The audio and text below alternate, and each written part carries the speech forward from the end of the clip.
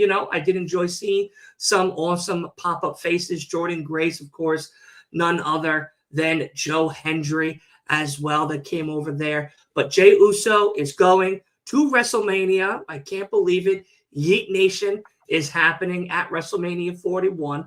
But who is going to be facing Cody Rhodes? That is what the Elimination Chamber is going to be about for the men's. And that's where we're going to start tonight, is the men's chamber. Of course, if you don't know, we got Mr. I can't see nobody else but myself. It is John Cena. All righty. It is the man, the myth, Pepsi's legend, Pepsi Phil, CM Punk, Drew McIntyre, the big baby of SmackDown. Of course, Logan Paul, the man everybody's so easily hate each and every week, and who smacked the dog shit out of CM Punk just this past Monday. And of course, the revolutionary, the visionary, the man himself, Seth freaking Rollins, all in the Elimination Chamber. This is what's happening Saturday. possibly starting the show or maybe going to end the show before the whole Rock and Cody situation itself. I got Snug saying no yeet. So clearly he's not a fan of Jay. He doesn't want Jay to win, but that's going to be a different podcast for a different day. My man, out of these men, who do we see getting eliminated first? Let's go with that. Who do we see getting their asses right back to the locker room? They wasted all that time preparing, but they got to take their chicken parm sandwiches all the way back to whatever state they're from. Well, this will be the main event of the show. You can book it. You can write it down in your journals. You can put it on your message boards, geeks. That will be the main event on Saturday night. The first person eliminated, Dylan, will be the guy you didn't even mention. The guy who is from New York himself. The guy who gives out punishment. They call him Bisexual Undertaker, former world champion, Mr. Money in the Bank. That's why he is the throwaway in this match. He will be the first person eliminated by Drew McIntyre. Drew McIntyre will beat Damian Priest at WrestleMania. There you go. Wow. Listen, I can see it. I really could. I think Priest has a lot more going on with this whole bloodline story. Don't get it twisted, even though your hair is braided. Jacob Fatu right there. Like, it is possible that Priest is going to be none other than the first one taking his chicken sandwich back over to New York, hanging out with Creighton Carter and all of them over there. I don't know. It's possible. Snug says he's winning. I don't know. That's a left field. That's a left field fucking comment. I'll say that right now. Hear these thoughts is saying Priest as well. I'm going to say Priest as well. I think this is going to be a very easy throwaway name. I think that's what they wanted. They wanted their final four, which we'll get to in a little bit, of who is going to be in that chamber. But now that we got our first person eliminated, who is the final four for you? Who is your final four? And of course, everybody in the comments or watching later on, let me know your final four and first one that is going to be eliminated. Who's your final four? Because I think like me and you might have a little bit of a different final four here. So I actually recorded my video for my predictions today. If you're new to what I do here, we got predictions. So I break down every match, I book it, I go what I see happening, and maybe where they go from here. So I do see Damian Priest getting eliminated by Drew McIntyre. Wow. Then I think we go from there. I'm going with a Logan Paul to get eliminated by either CM Punk or John Cena. One of the two. Pick whoever you want. Because Monday, they didn't do that segment for nothing. So that will eventually down the line, I'm sure, lead to a CM Punk Logan Paul match probably after Mania. We're going to have a lot of big shows. You know, they love their international shows now. We got a lot of shows coming up later in the year they're going to need to fill big matches for. So I'm going to say Logan Paul gets eliminated by Punk or Cena, one of the two. Then that leaves Drew McIntyre, who will be eliminated by Seth Rollins. Seth Rollins gets his revenge. Remember, WrestleMania 40, who beat Seth Rollins for the World Heavyweight Championship? I'm all about long-term booking.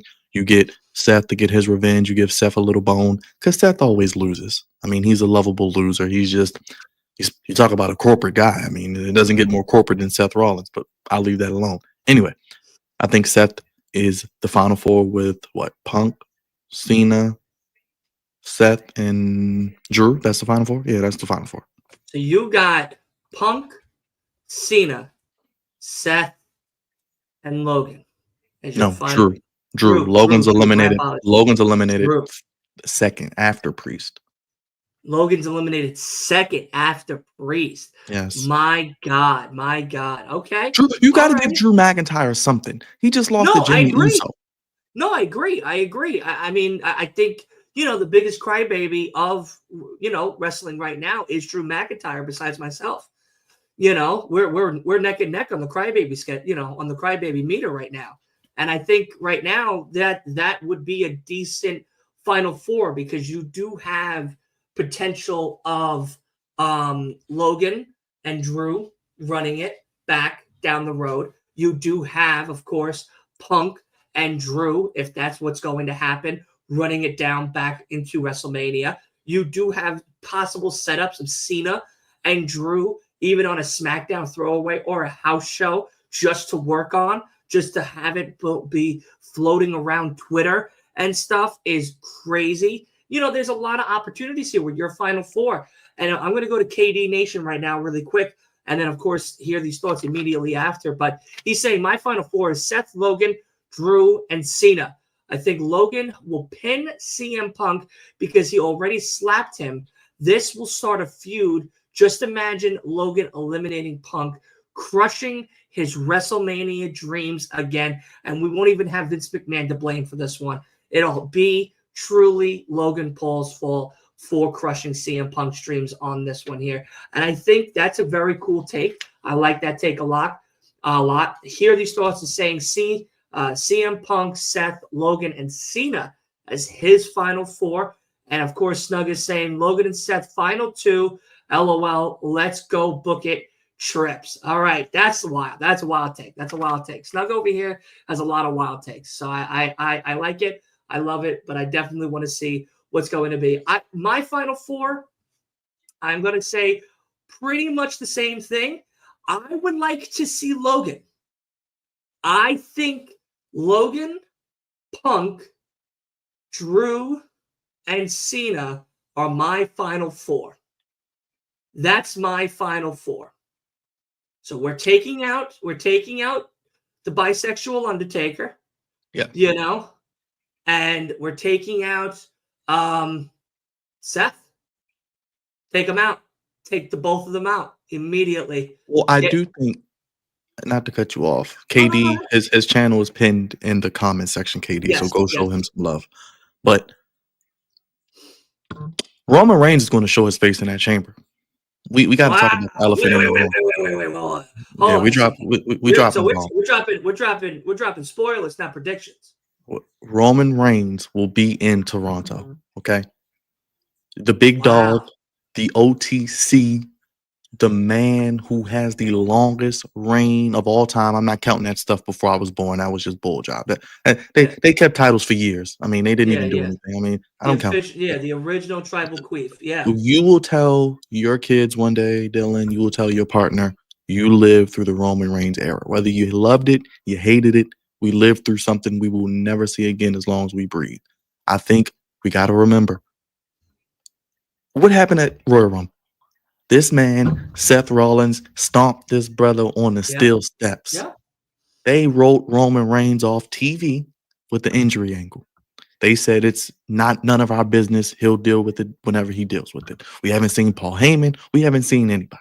Yeah. This is the last pay-per-view or PLE before WrestleMania. We know Roman don't show up to work. We know Roman don't show up to SmackDown, but he shows up for PLEs. Actually, The Rock has been on TV more than Roman this year, funny enough. Yeah.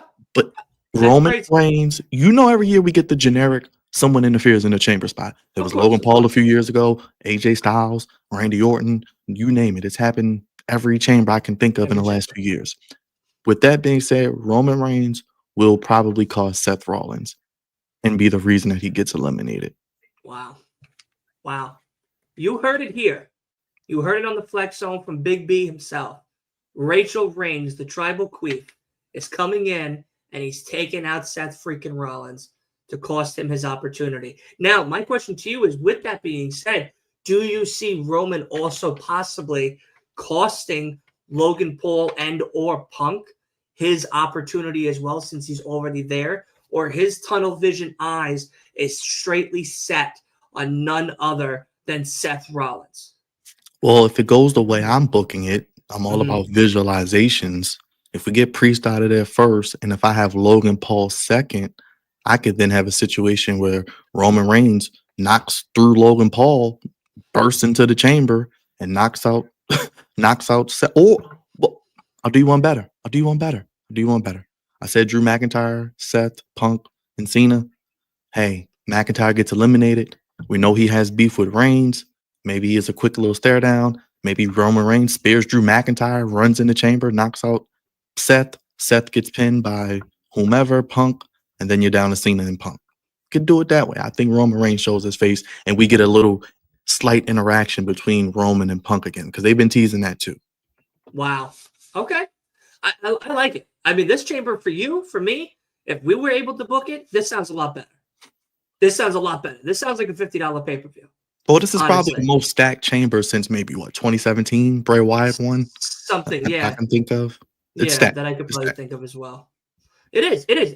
You got legends in here. You got Punk. You got Cena. You got Drew. You got Damian, and you got Rollins. I'm sorry, Logan's not a legend. He hasn't wrestled as long as any of these guys, even in a indie sense of the matter. You know what I mean? So it is truly. It's something that this one we have to keep our eye on, because whatever or whomever is going to be the winner is going to be the guy facing Cody.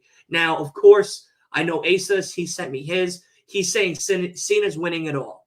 Cena is going to have the chamber locked in, and he's going to face Cody, and we're going to get the Cody and John Cena thing, which made me believe and think of something which we'll talk about a little later on with the Cody and Rock situation that now is set as well for Chamber, which most likely will be the intermission, the bathroom break. I think it goes on before this main event. So if it's me, right, I think it's women. I think it's the women's chamber, probably the unsanctioned match, then maybe the women's tag match, then maybe Rock, and then the main event. Right. I mean, that makes the most sense to get everything right there in your face, and it gives you that left-right combo that everybody's going to be waiting on. And KD saying right here that and that would explain if Seth and Punk is last in the chamber. Reigns coming out, returning the favor to CM Punk for him helping at Survivor Series. I think also Roman can spear Punk and Seth because Punk eliminated them both at the Rumble, and Seth attacked Cody. So there is that possibility there as well. Of course, Snug is saying, put some respect on Logan Paul, the GOAT's name. Not yet. Not yet. He's great. He's cool. I'm excited to see him at times. Nonetheless, not always. And, of course, here these thoughts are saying, honestly, it sounds crazy, but I got Logan eliminating Cena for Cena versus Logan at Mania, and because Cena eliminated Logan at Rumble.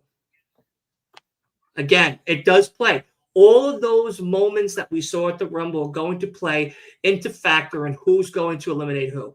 Damian Priest and Drew McIntyre are honestly the only two that really aren't affiliated too much with any of them from the Rumble per se. They're both affiliated with everybody from just matches and single bouts and stuff throughout the year, but in layman's terms, they're not the he didn't eliminate me, so I got to get back at him. I got to one-up him, yada, yada. And Drew just won the chamber last year. He's not winning it again. Like, come on. Exactly. Drew's not winning. I mean, I don't think so. It would be wild, but, it's possible. Anything's possible with Triple H booking. It is, it is something that could be on the table, even if it's a quick, brief, Post-it note of a thought. Like, hey, what about Drew again? And they're like, oh, maybe not. And he goes, and here these thoughts are saying, Priest did eliminate Drew at the Rumble, though. So there is something. And he beat him at Clash of the Castle last year, and then he cashed in on him. Something to catch in on. Yeah, that's something to run it back right there and then as well. So that's going to be exciting. That could be exciting. I do have, honestly, I have Punk winning. In all honesty, I think Punk is the safe bet.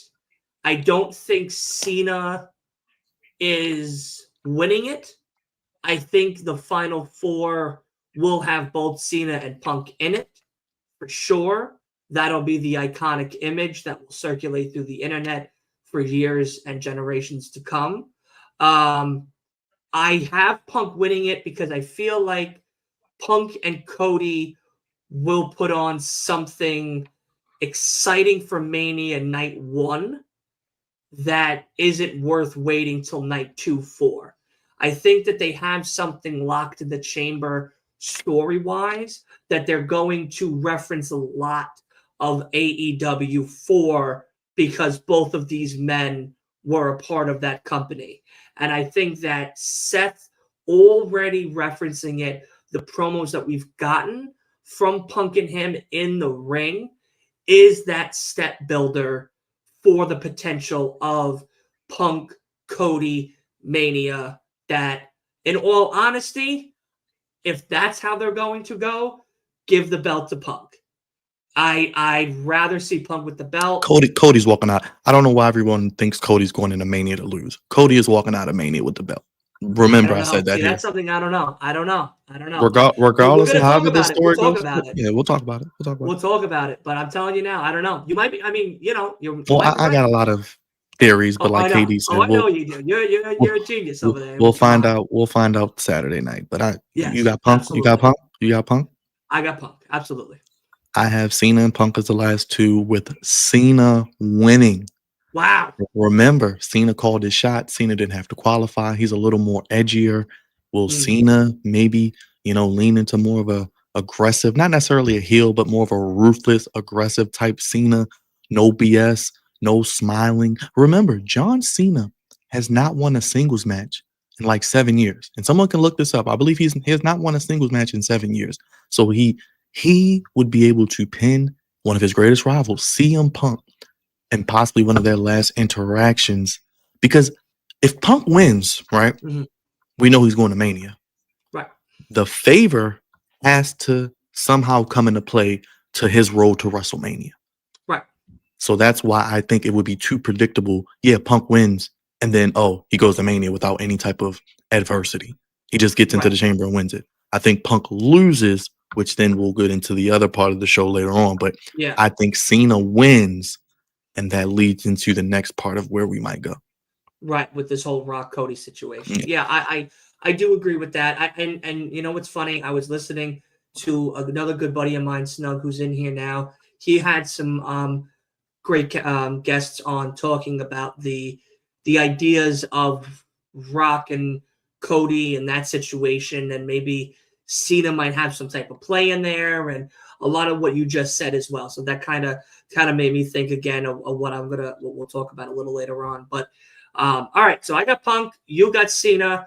I got hear these thoughts saying Punk as well.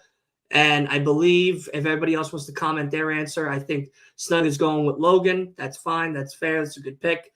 I don't think it's going to happen, but I'm cool with having – sometimes people are wrong. Sometimes people are wrong. You know what I mean? And I'm definitely one to say that with confidence because I've been wrong many times before. But let's get to another match that a lot of people are talking about. It is El Greco. It is Kevin Stevens. It is ROH. Run it back for the 15th time. It is brother v. brother. It is you took my last chicken sandwich in the back, you piece of shit. It is Kevin Owens versus Sami Zayn in an unsanctioned match, meaning anything goes. It's literally just a no disqualification. Anything goes. If he gives them a concussion, there's no fault. There's no fine. There's nothing. Kevin Owens will just have a concussion, or Sami Owens will have to be permanently, like Lex Luger, in a wheelchair and in a vegetative state with his family. And that's that. And that's pretty much what this match is going to be. But in all honesty, we've seen this happen before. We've seen this happen on the indies, like I said. We've seen this happen on regular television, on weekly television, as well as pay-per-views. We've seen them become friends after this and go through, stories with this and whatnot. So in all honesty, this doesn't surprise me. It excites me, but it doesn't surprise me. But who do you have coming out on top with this? And do you see something of there will never be another tag team duo from this going forward? When we say fight forever, Austin, Rock, yeah, whatever rival you want to throw in there, Bret Hart, Shawn Michaels, I would even say now Swerve and Hangman and AEW. God, I mean, you talk about fight forever type of vibes. These two embody that. Harleys and the Dudleys from my tag team, Edge and Christian.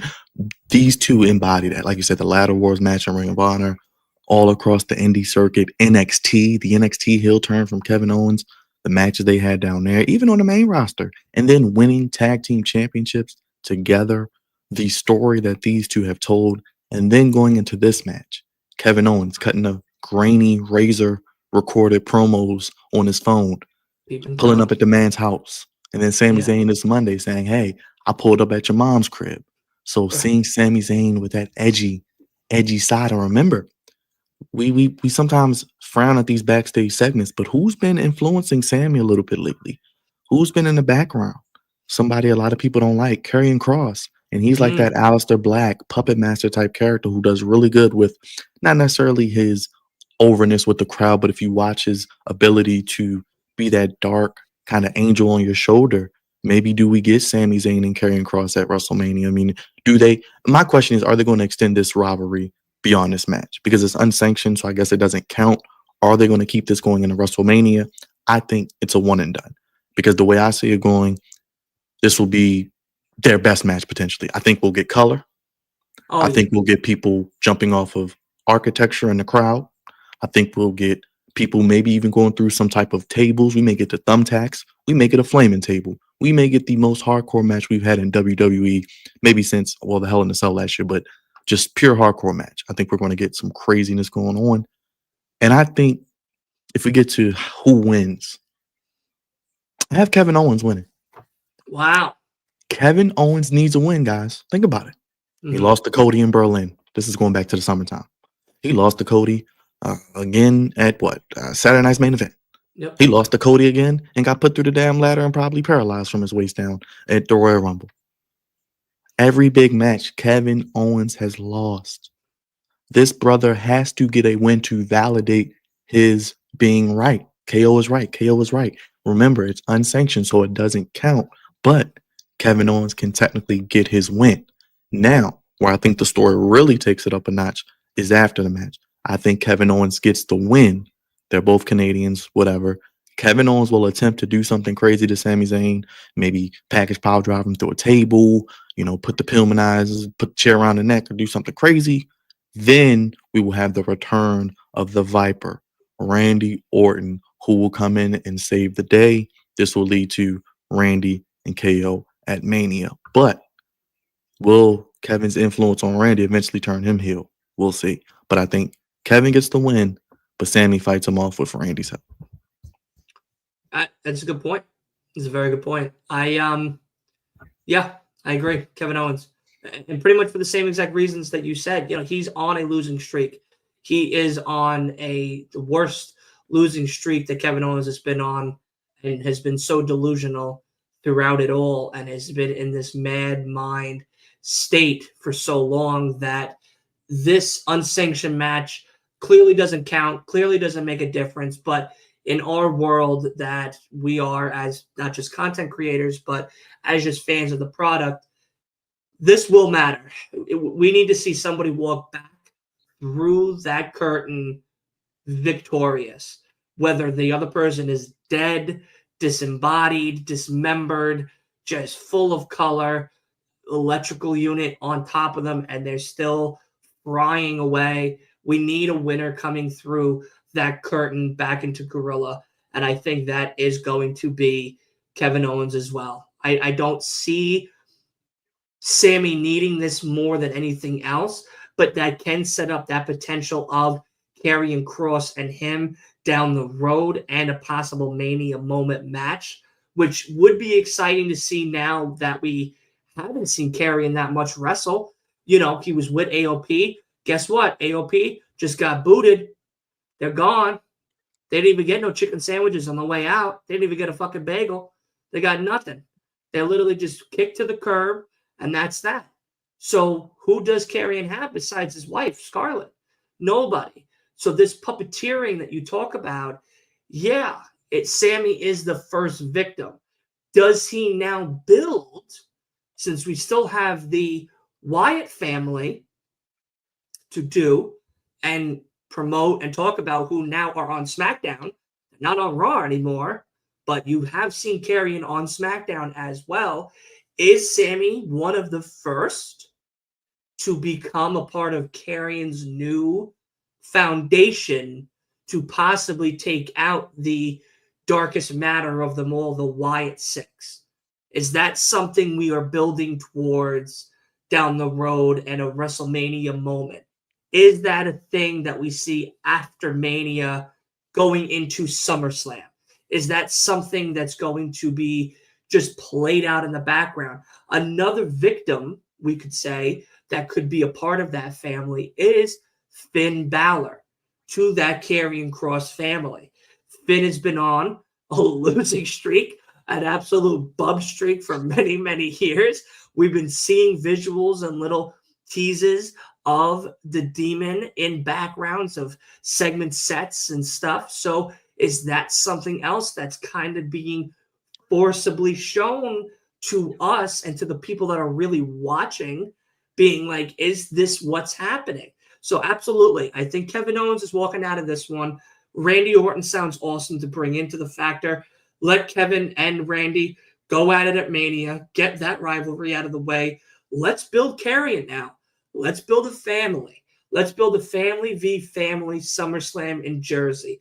Let's build something for Survivor Series that could possibly be War Games, but it's a horror-themed War Games where there's a lot more dark ghouls and goblins that come out at night at whatever stadium it's going to be at. That could be something down the road that could be very exciting to see. And if that's the way or the direction that they could be going in, I'm all for it. Because now with Bo being injured, hopefully coming back soon, hopefully Wyatt family still has something of substance and excitement to come our way.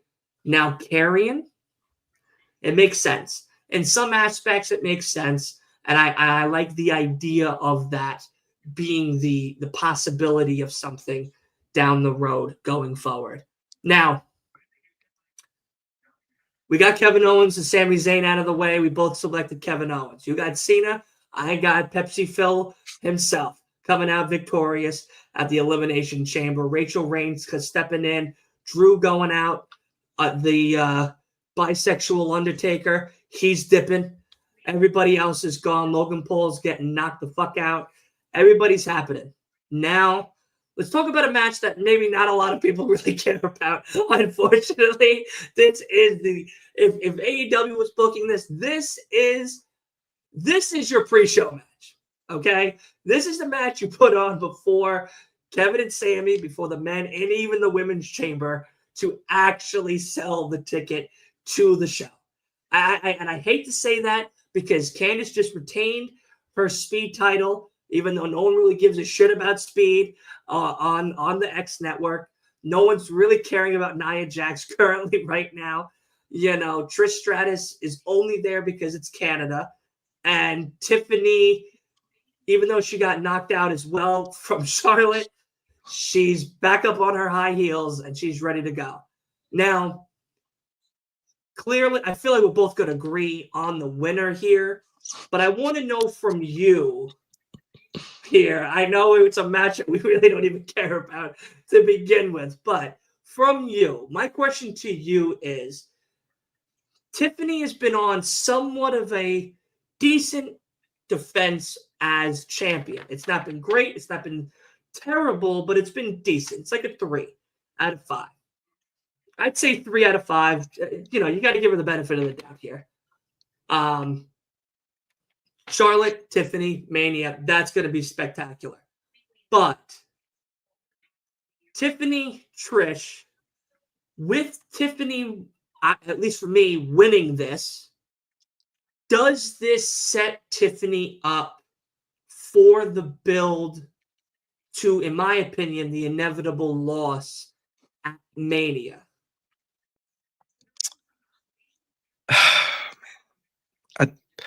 It feels inevitable that Charlotte is going to take that championship. Right. Every time Charlotte comes out, I mean, look at last Friday. Dumb babyface syndrome. She's in the middle of a match, about to perform a move. The music plays. Oh, she stops what she's doing, pays attention to Charlotte. Charlotte gets a whole entrance, pyro, fireworks, walks down to the commentary booth. I mean, it's just, I said in my preview, Tiffany has to get the upper hand at some point. Can we get maybe a post-match brawl? Can she catch her from behind? Because I agree, Tiffany and Trish are going to win. Trish is the hometown woman. This could be maybe one of the last times we see Trish Stratus in Toronto in the hometown, maybe wrestling period. So love Trish Stratus. One of the best ever. But, I mean, I don't care. I mean, it's like, what is this progressing? Because I'm sure after the match, maybe Charlotte's going to come out or Charlotte's going to try to attack her. Or we're going to have Charlotte beat her up every week. And then she's going to still lose at Mania. Because like you said, they're probably going to have Charlotte win, then have Tiffany chase her. How about we have Tiffany win and build a new star? No. Why does Charlotte have to win just to pad her stats? Can anyone tell me one title reign that's memorable from Charlotte out of the 20,000 she's had? I can't tell you a memorable reign, and I'm going to get to that comment Ringside just said, because Ringside, if you haven't followed them, follow them. They're really funny people. I watched their Elimination Chamber and stuff. They're really great guys as well. But going on to your point, why does Charlotte need the win, and what is it really going to do for Tiffany in the long run?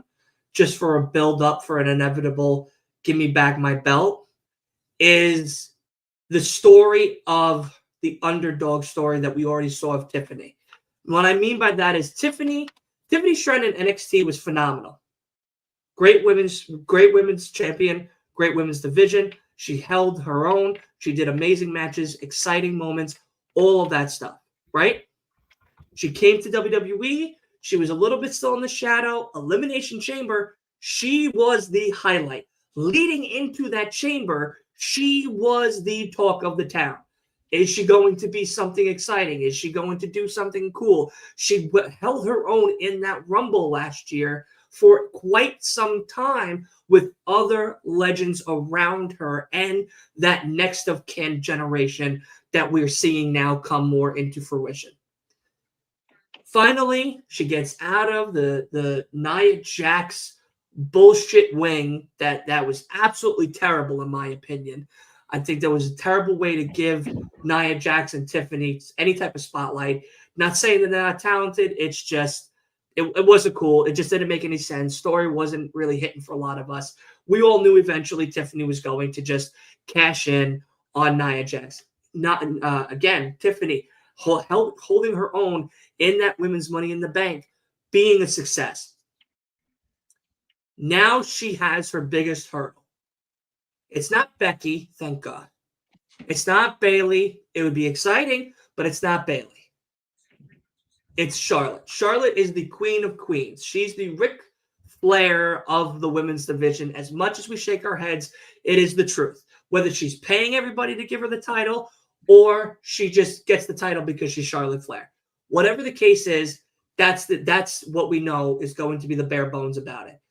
Her losing at Mania is going to matter more to Tiffany for the rise back to prove that this wasn't a maverick, a one-hit wonder, as Punk calls Logan Paul.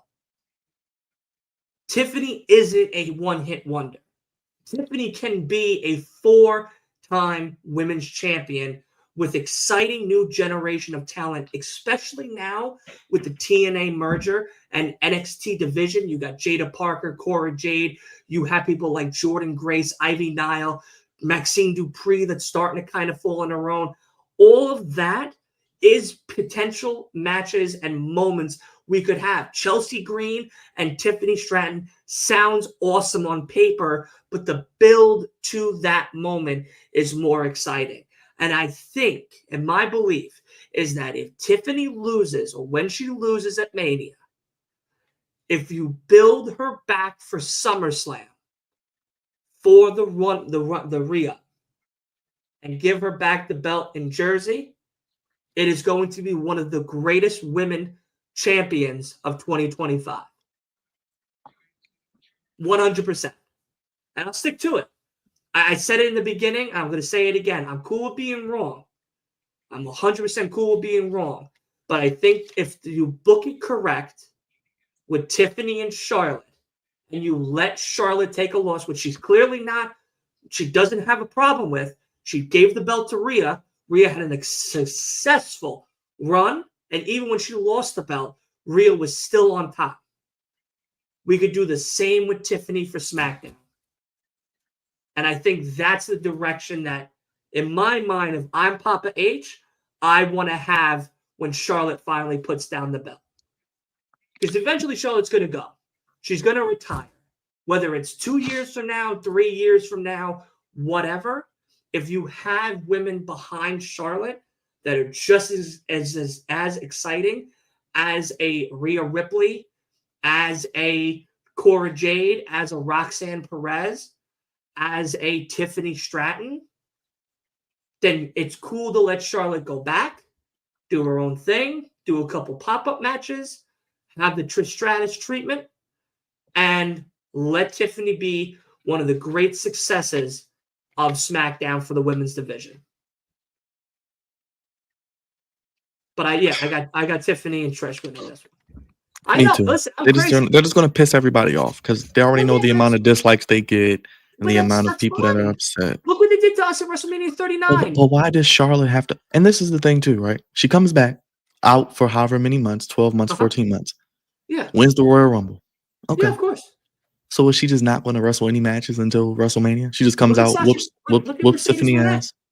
Look at Mercedes. I mean, that's all Mercedes is now. She's the female Charlotte. She's the AEW version of Charlotte. All they do is eat up. They're pack women. They eat up the division, leave nothing behind. They don't make anybody better and put anybody over. Why can't we have Charlotte in meaningful storylines that don't involve the championship? That's why the women are complaining we're not booked right, because everything does not have to revolve around the championship. They have enough information, enough people that can develop compelling storylines for these women, make us care about them, and actually do things that matter. It's not always about the damn championship. No, you're 100% correct. You're 100% correct. But what I'm saying to you is the difference. Mercedes is the same exact person Charlotte is for the WWE. 100%. She's wearing what, 5 belts now?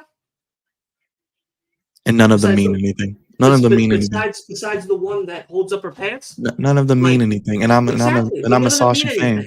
None of them mean anything.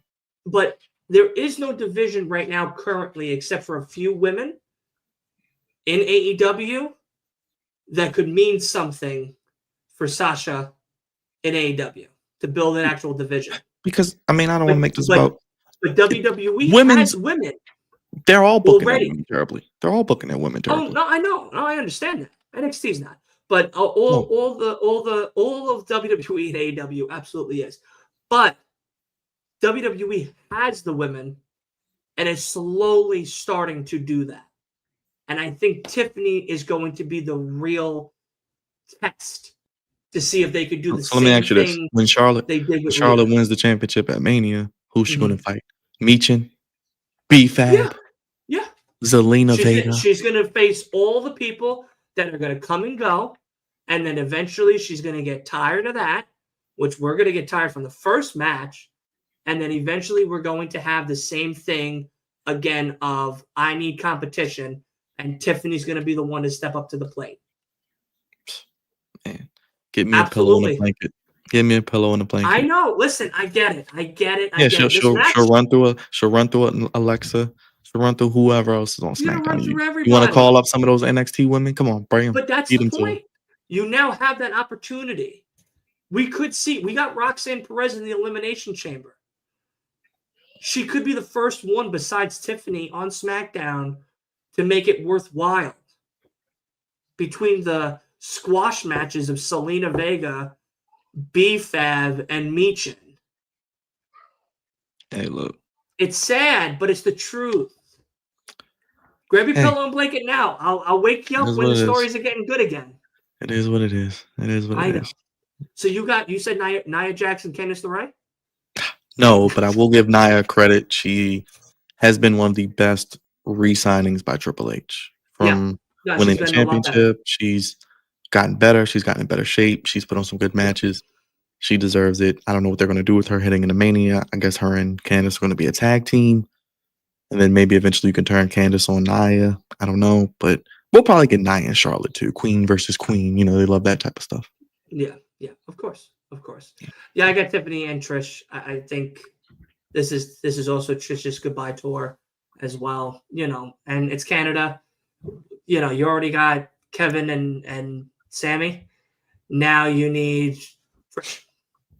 So now that you got all of your Canadians in your pay-per-view, you can do the pay-per-view. And all the Canadians will be very happy. And I'm happy for them. Good for you guys. You know what I mean? Enjoy your maple bacon and your free healthcare and Trish Stratus. So, but all right, let's get to it. Let's get to the final match before, of course, Rock and Cody and him trying to take the soul of Cody Rhodes, of Candice Rhodes right there. So it is none other than the Women's Elimination Chamber. Hopefully you've woken up after that terrible tag match for the Women's Chamber. Maybe you're still asleep. I'm not 100% sure. But, of course, in the Women's Chamber, we got Leo's wife, Liv Morgan, number one, prominent. We got, of course, Bray Wyatt's undercarriage, Alexa Bliss. We got Bianca Belair. We got Naomi, ex-women tag team champions. We got Roxanne Perez. And we got the hugger, Bayley. Who out of these 6 women are you eliminating first? I knew you were going to ask me this. Of course, I have to. I asked you the same question for the men. I got to ask you the same question for the women. I'm gonna go a little out the box. Oh man, I can't wait. I have Roxanne Perez eliminating Bayley. Wow, that's a good one. That's a good one. Yes. Wow. And hopefully this bleeds into WrestleMania, because I don't know if they're doing with Roxanne. You see her on Raw, then you see her on NXT going at Jordan Grace. Yeah, so you know she's not beating Jordan Grace. That's going to be a loss.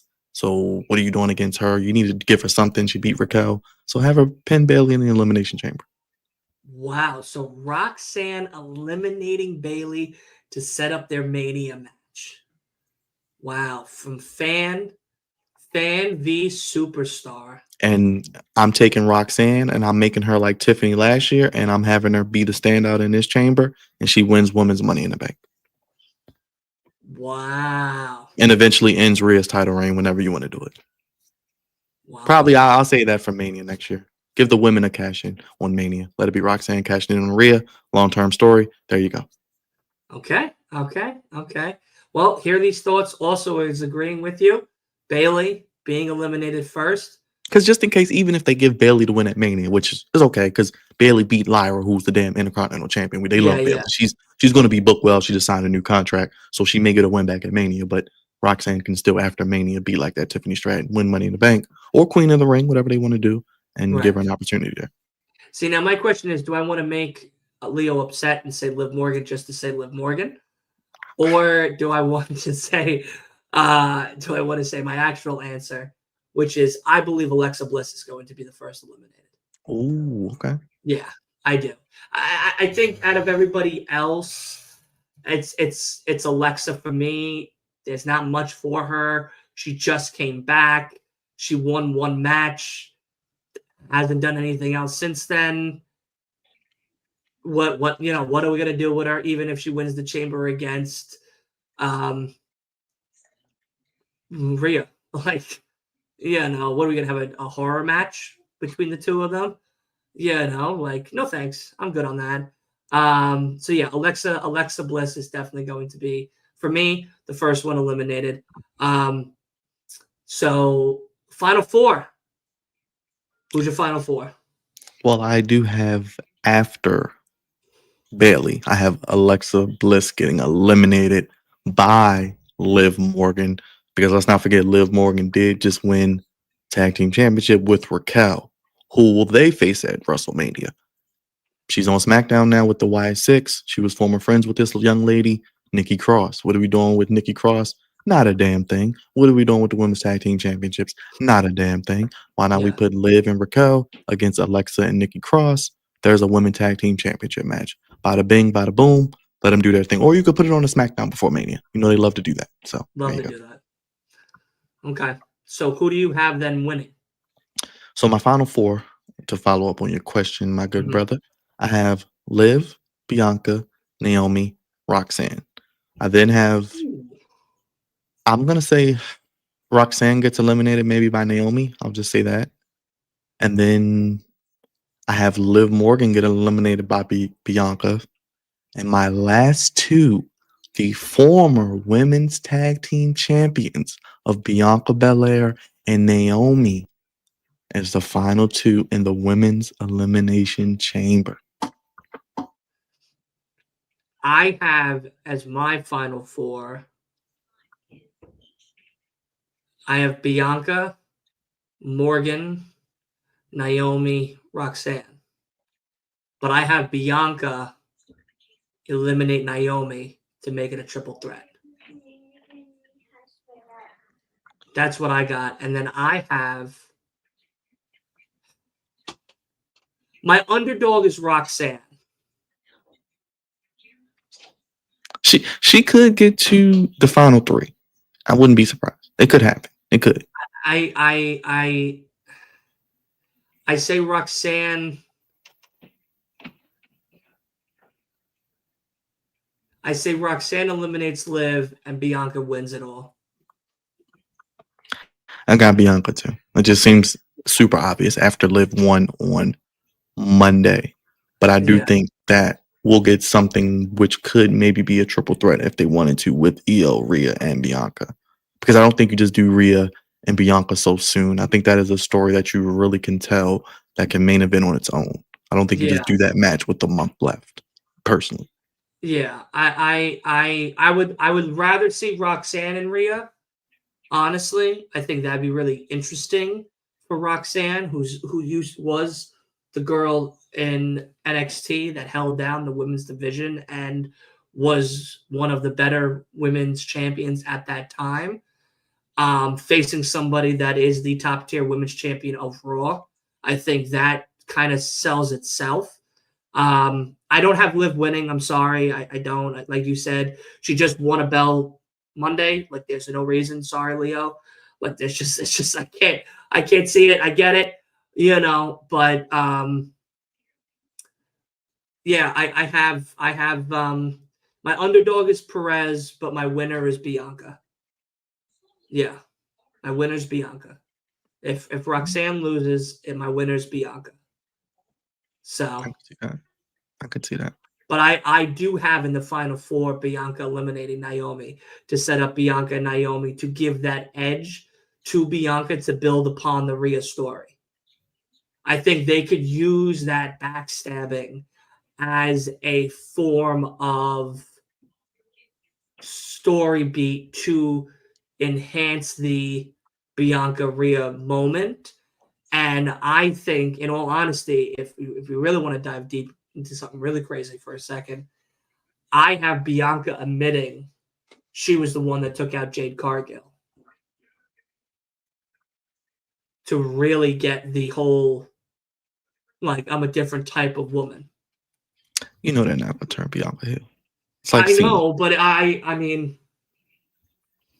why not? But I just hope they do good with Naomi. If Naomi's turning heel, I would also give her a faction. I would give her Chikara and Lash Legend, and I would let them be a threesome, and I would let them dominate. You got Chikara and Lash. They can win the tag team championships. Naomi can be United States champion or world champion.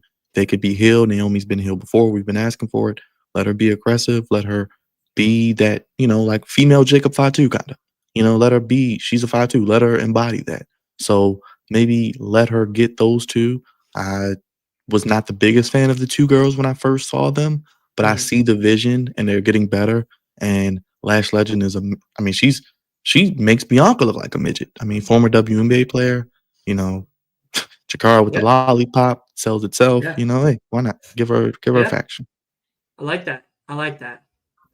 All right. So now that we got what do we go on 3 together? KO. We said for the unsanctioned, Bianca for the chamber, and the easiest pick of them all is Tiffany and Trish, for sure. And then of course Punk and Cena. That's going to be its own. That's going to be its own thing, and I'm very excited to do that and see what's the outcome for that. But now let's get to the last bit of the show, the story that's a story, but that's weird and uncomfortable. The Rock came out about a week ago now, telling Cody that he wants to make him his champion, the champion everybody else wants to see. He might be their champion, but he's not the Rock's champion. And of course, everybody on the internet, all you smelly, non-bathing, basement-dwelling weebs are just going wild with the idea of corporate Cody, Homelander Cody, jet black hair, ROH Cody. This is going to be New Japan all over again. Oh my God, Cody Rhodes is going to have a heel turn. Now, that's what a lot of people are seemingly saying on the internet, but if you are using your medulla oblongata, you know to not believe everybody on the internet because God only knows where they're getting their ideas from. Now, for all of us smart-minded people, let's put our thinking caps on for a second and let's dive deep on this topic right here. Cody answers The Rock. What is he going to say? Do we believe, like we were talking about with the Elimination Chamber for the men's, that maybe it is Cena finally selling his corporate soul to The Rock to give him all those TikTok followers and to be the corporate champion one more time? Is that going to be something that we could see? Is this going to be something that Cody finally submits to? He realizes, you know what? I'm the champion. I've been the champion. I'm the people's champion. But if the only way I can really be loved by The Rock himself, the man that put on a tutu and was the Tooth Fairy in a Disney movie, the man that played another gentleman in Jumanji, and many more, who finally just bought his mom a house after having be worth billions of dollars, is he going to sell his soul to The Rock? Byron, do you believe it? Or do you think it's just a ploy? Cody's the number one babyface in the company. He is their new John Cena, number one merch seller. The babyface, whether you love him or hate him, the woe, the pyro, his overall story, the prodigal son, Dusty's son. He's not going to sell us all. Obviously, he's going to say no. That's what's going to make the angle interesting. The question is, when he says no, what will follow after that? Now, if we go back to, like I said, I think this will be leading into the chamber. So I think you'll get this segment, then the chamber. I think, obviously, that will then lead to a situation. Are we for sure that The Rock isn't wrestling at WrestleMania? Has that been confirmed yet? I don't believe so. I think it's hinted, or maybe people are just speculating that he's not going to wrestle. But we also didn't expect him to wrestle either at last year's WrestleMania, and he put the lashings on, and then Taker had to come in and give him the chokeslam. So Because I feel like the Moana reshoots are done or close to being done. WrestleMania is not until they pushed WrestleMania back this year. yeah, a couple So of it's extra, not 2 for extra another weeks. couple of weeks. Yeah. Right. So you're telling me the guy who's been the highest paid actor, who's been the number one draw for a lot of these studios, movies failed or not, can't sell these studios, and he's a corporate partner in WWE TKO Endeavor. He Yeah. can't say, hey, I don't care what movie I got. I need to make this story work. I can't wrestle for one night and finish off this story. Because he beat Cody last year. He pinned Cody. We got to tell that story. We have to finish that off. And like I said, I don't think it's going to happen because he probably won't wrestle, because then why would he want him to corporate when he just come out there and challenge him to a match? So I would just rather see The Rock say, oh, you said no, rock bottom him, throw out Damian Priest, he enters the chamber, and he uses his power to win it all. He goes on to fight Cena or fight Cody at Mania. But that probably won't happen. So when you say go corporate, you go heel. That means someone who is good has to turn bad. So it's not going to be Seth Rollins, because we've seen that before. It's not going to be Drew McIntyre. He's already a heel. It's not going to be Damian Priest, because he's not even going to probably be in a match that long. It's not going to be whoever else you want to theorize. It's only 2 people it could be. It could be CM Punk or John Cena. Now, with that being said, I have John Cena winning the chamber. I have CM Punk falling short. Thus, him having to get a favor to get to a WrestleMania night wation. This is where things come into play. Remember, Paul Heyman had that phone with The Rock's logo on the back. He had 2 phones. So Paul Heyman is a conduit, like the Silver Surfer for Galactus, to The Rock. So CM Punk will then cash in his favor, which will help get him in contact with The Rock. You need a champion? I can be your corporate champion. Punk said he's not here to make friends. He's here to make money. Then you can go Punk and potentially, we did last year, 2 nights, right? Night 1 led into night 2, maybe night 1. One more time, final WrestleMania. Maybe night 1 we get Cena and Punk, the winner to face Cody on night 2. And then maybe you get that heel Punk against Cody. If you want to give Punk the title, like you said, you could. Or we know WWE likes to be lazy. They might go triple threat match. John Cena's not the youngest buck anymore. He's not as good as he once was in the ring. Yeah. It's just a fact. We love him, but he's not as good as he once was. A triple threat match with Punk and Cody could protect him, and it could allow him to not have to take the pin. Because I do think inevitably Cena, whether he wins King of the Ring or Money in the Bank, I think he will win 17 at some point this year. So I think it comes down to, is it going to be Cena? Is it going to be Punk? I don't think they want Cena to be booed on his retirement tour. That's why I think they give Cena to win at Mania or at Chamber. He gets a Mania main event. Like I said, either they do the triple threat or they do night one against Punk and then he loses. So we'll see. I like that. I like that a lot. I do say that I think that if Cody does say no, which I feel like he's going to say no. Like, I don't really think they're going to be like, Cody, we fucked you at WrestleMania 39. We gave it to you at 40. By the way, 41, you're going to sell your soul. Like, I don't think that's what's on the card for Cody Rhodes.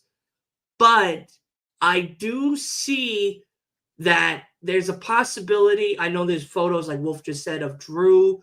Maybe Drew and The Rock, because there was in 2019, The Rock was questioned, who do you like in the WWE currently? I like that Drew McIntyre guy, yada, yada. But that's just The Rock being The Rock. That's Dwayne being Dwayne. That's not The Rock being The Rock. Now, like you said, Punk came here. He said, I'm not here to make friends. I'm here to make money. Cena, at the Royal Rumble press conference, I'm willing to do whatever it takes to be a champion, even if it's best for business. I think, with all honesty, I don't want The Rock and Cena again. Please don't ever do that shit again.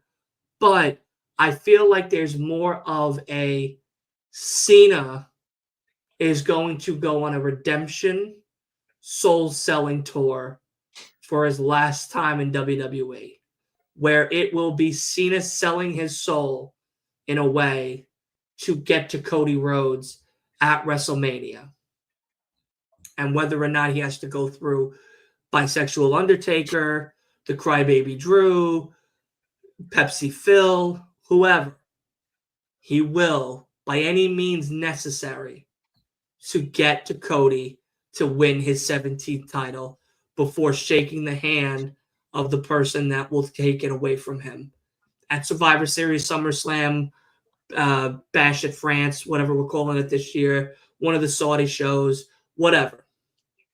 But I think that might be the setup that we could be seeing more of than Cody being the one to sell his soul.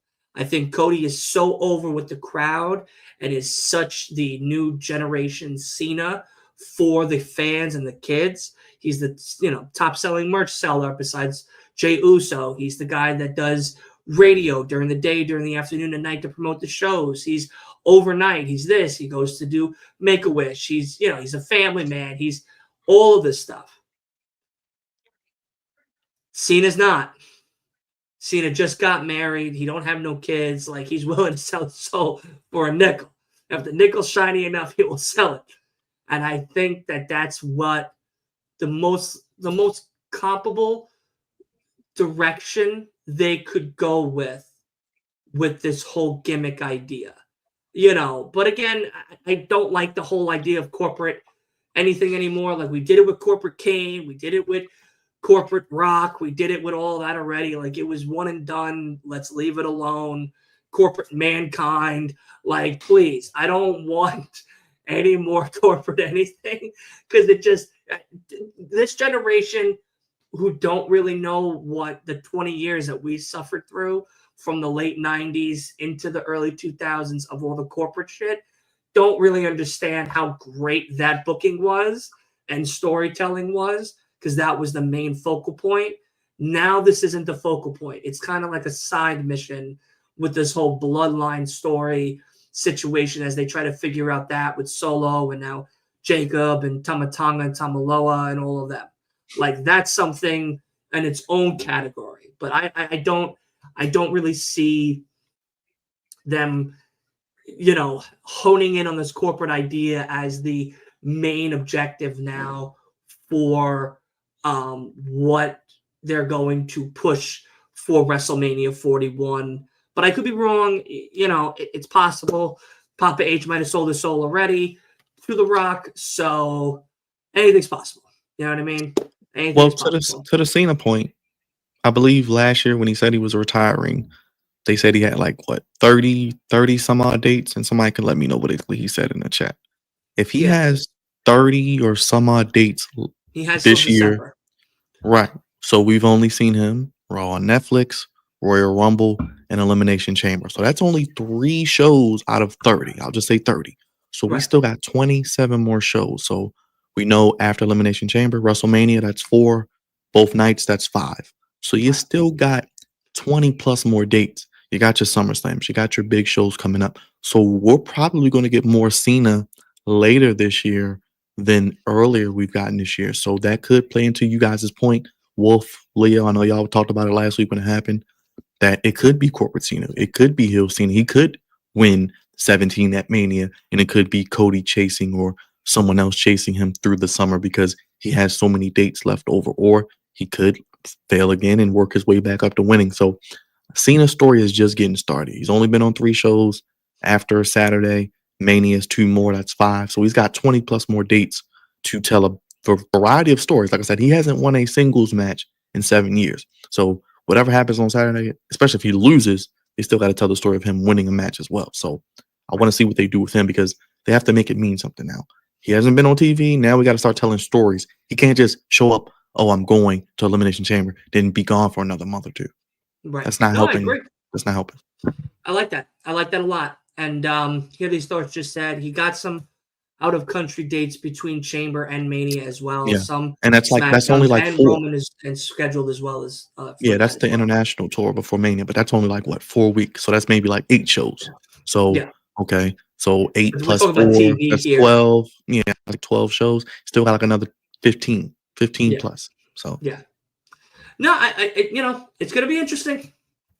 Mania is what, Saturday? We're a day away. We got yeah, I was Friday Night gonna say SmackDown tomorrow. all So the rumors and speculation, we'll have a clear idea after Saturday night. And yeah. are you gonna be live streaming? What are you doing for it, man? Are you gonna be doing a post show or are you gonna be I will be. I don't know if I either with Asa or with you. I'm not okay? 100% sure yet. I'm not 100% sure yet. I don't know. I got to see what Ace is doing. If he's doing it, I might do like first 2 matches with him and then the rest of it with you guys or something. So we'll figure that out. But I'm very excited about it, and this ought to be a very interesting show of shows, and we'll definitely have a lot more of a clearer vision for WrestleMania 41. But listen, tell the good people who you are, what you do, and all that good stuff. And I'm going to let you have the floor before we end the show. So take it away, buddy. Again, thank you, Dylan, for having me. I'm glad you are back. Loving the content so far. Anytime you need me, you know how to reach me. I will make myself available. Shout out to everybody in the chat. Wolf, hear these thoughts. Leo, I believe I saw who else was up there. Snug Wrestling, Ringside Wrestling. So shout out to all you guys. KD, appreciate you. If you don't know, this is yours truly, God's favorite host of the Flex On podcast, only place giving you sports how you want it when you need it. Sports, all sports, basketball, football, baseball, college sports, professional wrestling. We do it all. That's right on the Flex Zone live streams each and every day of the week. Monday Night Raw, NXT on Tuesdays, AEW on Wednesdays, Friday Night SmackDown. All your PLEs will be live for Elimination Chamber. AEW pay-per-views will be live for Revolution. We even do TNA as well. So we'll be live for some of those shows. Of course, a big show coming up with NXT in a couple weeks. So we'll be live for all of those things. I do previews, predictions for each premium live event, each pay-per-view, each match, break it down, give you my predictions, how I'd book it, live streams for Ravens, pregame, postgame show, Commanders, Maryland Terps, Orioles, so much content on the channel. Make sure you guys give us a subscribe. We're so close to 3,000 subscribers. So if you guys could go ahead over to the channel, subscribe, hit the like button, hit the bell. Hey, it's the Flex Zone family for a reason. We're one big happy family. We've got a great community, great people who are on our live streams. We do it all, and we're nothing without you. So we appreciate you, and we're happy to have Wrestling the Pod back on the YouTube airways. It is going to be a fun ride in 2025, and I cannot wait to do it again with you, Dylan. Thank you so much. I appreciate the kind words. Yes, absolutely. We are going to be back at it again this coming Sunday. It is going to be myself and I believe Leo. We are going to be doing all things, Sunday Fun Day, which is going to be all things about Elimination Chamber from this Saturday. So make sure you stay tuned for all of that. Of course, like I said, we have a Spotify podcast for all of you bums that don't want to watch our ugly ass faces each and every week. I totally get it. Sometimes I don't even want to look back when I'm doing the video editing to post on social media. I totally understand. If I could, I would just wipe it away. But nonetheless, for all of you audio fans out there and everybody that listens to music and or just podcasts in general, go over to the Spotify. All the links are down below in the description. I'm putting the Flex Zone link as well for their YouTube channel in the description, and it'll all be available as well in the description on Spotify as well. So make sure you go run up the numbers. It's only been 3 episodes. This has been the 3rd episode. I got my boy Byron with me. You know he's going to be coming back very soon to be talking about a whole bunch of all this stuff, NXT, WWE, AEW. We're going to have a lot to talk about very soon. I got Here These Thoughts coming, I believe, next Tuesday as well. So that's going to be a very exciting show, and everybody else in between. Thank you all for coming out and showing some love to the both of us here. Make sure you follow and support the both of us here, as well as everybody else on the homepage channel. So definitely stay tuned, stay locked in, because the Flex Zone is going to be doing a live stream. No Bones is going to be doing a live stream. So make sure you check all of them out as well. And I'll probably be either on both or on one or something like that. So I'll be all over the place. So make sure you check us all out. And I will see you all next time this Sunday, 6 p.m. for Sunday Fun Day. And we'll see each other then. Have a good night. Enjoy TNA if you're watching. And if not, Friday Night SmackDown is just 24 hours away.